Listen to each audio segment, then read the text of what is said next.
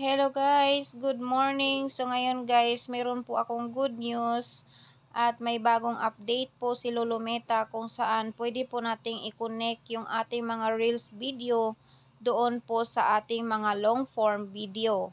So ayan, puntahan lang po natin. Punta tayo sa more. Click ang more. Pagkatapos ng more, i-click po natin yung ating Reels. Ayan, pagpunta po natin sa Reels guys, dito po natin makikita. Yan, i-click lang po natin yung Reels na to, yung another top grade wallet for my solid supporters. So, i-click lang po natin yan. So, ayan mga langga. Yung ating pangalawa. Ayan po mga langga, i-click lang po natin yung watch video.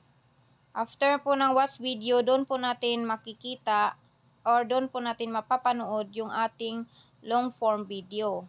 So, ayan. So, ayan siya mga langga. Yan po yung ating Hello guys. So, ito na nga guys. Papangalanan ko na po yung O, diba? na mabibigyan po ng ating wallet giveaway.